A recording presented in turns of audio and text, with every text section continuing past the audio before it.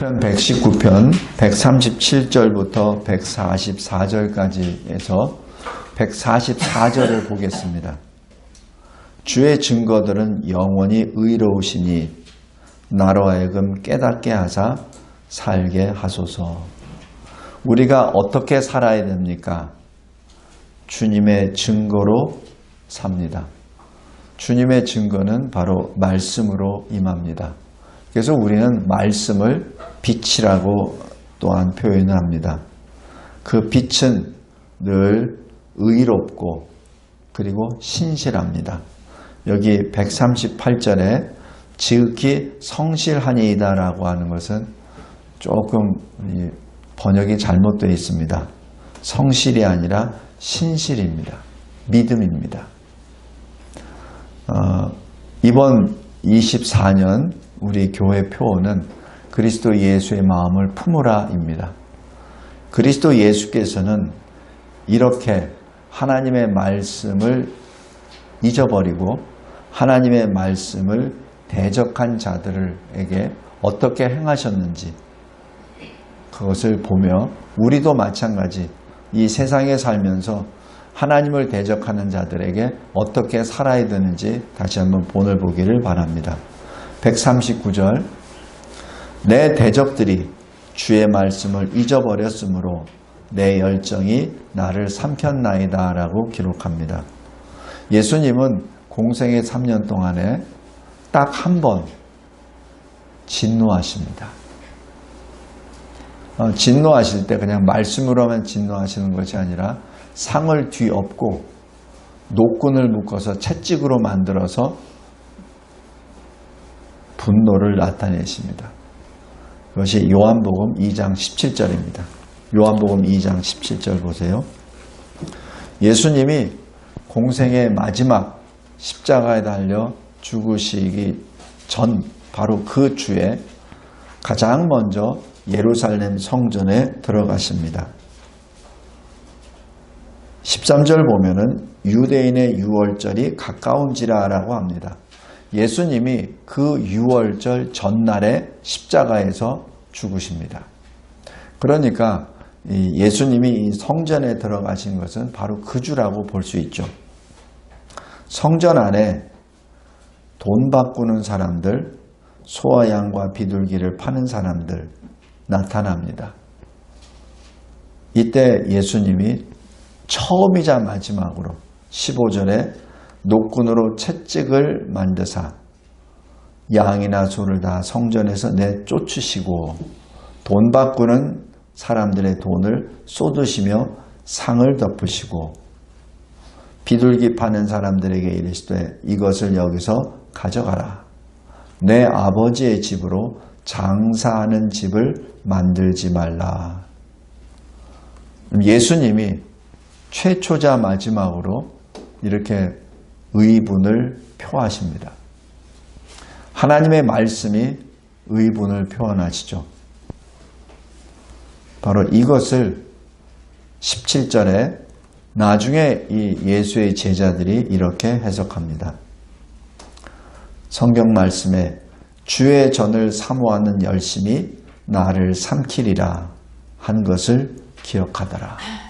바로 이 본문이 오늘 읽은 119편 139절입니다. 내 대적들이 주의 말씀을 잊어버렸으므로 내 열정이 나를 삼켰나이다. 성도 여러분, 그리스도인이 의분을 낼 때가 딱 한 번 있습니다. 나의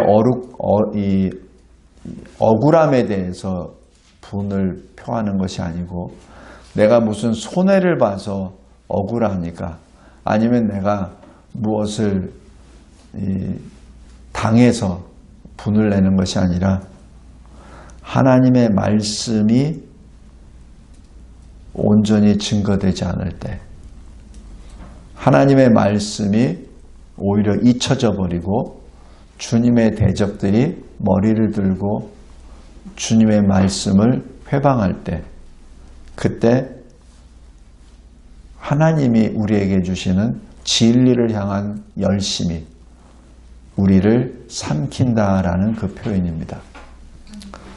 성도 여러분, 우리 꼭 기억합시다. 우리는 하나님의 공의와 사랑의 사람입니다. 그런데 특별히 이 세상에서는 사랑을 강조하고 특별히 믿지 않는 자도 사랑을 강조합니다. 그래서 그리스도인들이 무엇을 의분을 하거나 어떤 행위를 할 때 사랑이 없어 라고 오히려 정죄의 잣대를 들이맵니다. 그래서 우리는 우리 자신의 문제에 대하여 화를 내지 않습니다. 그냥 다 포용하고 눈물로 하나님 앞에 기도하죠. 그래서 여기 136절 잘 보세요. 그들이 주의 법을 지키지 아니하므로 내 눈물이 시냇물같이 흐르나이다. 우리 지난주에 묵상했던 그 말씀입니다. 우리는 주의 법을 지키지 아니하는 자들로 인하여 눈물로 기도하죠. 그러나 139절에 대적들이 실제 하나님의 말씀을 도전할 때 하나님의 전을 회방하고 하나님의 전을 더럽힐 때 기도의 장소에서 기도는 하지 아니하고 장사를 할 때 하나님의 말씀이 선포되어지고 그 말씀을 묵상하고 배워야 되고 연구해야 될 그 장소에 그 말씀을 가지고 돈을 벌려고 하거나 다른 엉뚱한 자기의 소욕을 취할 때 그때는 예수님의 의분이 나타납니다. 성도 여러분, 꼭 기억하시기 바랍니다. 하나님이 세상을 심판하실 때 가장 먼저 심판하신 것은 성전입니다. 성전부터 심판하십니다. 이 세상을 심판하실 때 성전을 심판하신다는 얘기는 하나님의 사람들부터 먼저 달아보신다는 뜻입니다. 기억하시기 바랍니다. 하나님은 사랑의 하나님이시지만 그러나 공의의 하나님이십니다. 잊지 말기 바랍니다. 하나님은 그냥 사랑이니까 하나님은 나를 구원해 주셨다는 그 믿음을 주셨으니까 라고 그러면서 하나님의 공의 앞에 자기 마음대로 행하거나 말하는 것은 하나님이 극히 싫어하십니다. 그리고 반드시 주님께서 그것을 물으십니다. 우리 베드로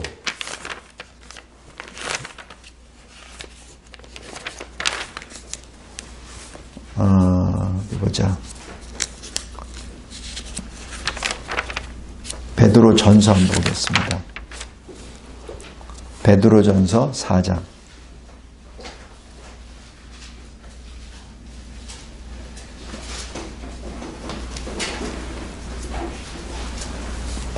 17절입니다. 하나님의 집에서 심판을 시작할 때가 되었나니 라고 기록합니다. 하나님의 심판은 하나님의 집 성전에서 먼저 시작합니다. 우리 에스겔서 9장 한번 보십시오.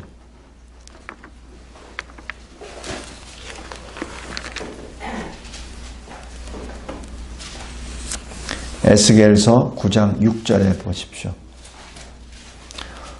늙은 자와 젊은 자와 처녀와 어린이와 여자를 다 죽이되 이마에 표 있는 자에게는 가까이 하지 말라. 내 성소에서 시작할지니라. 하나님께서는 구원받은 자들을 표를 주십니다. 그것이 에스겔 9장 4절입니다.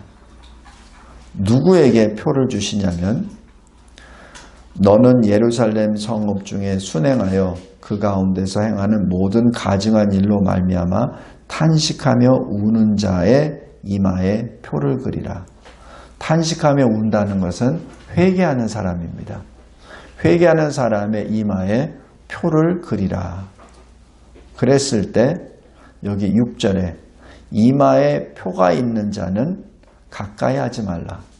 손을 대지 말란 얘기죠. 그러나 심판은 내 성소에서 시작할지니라. 그런데 어떻게?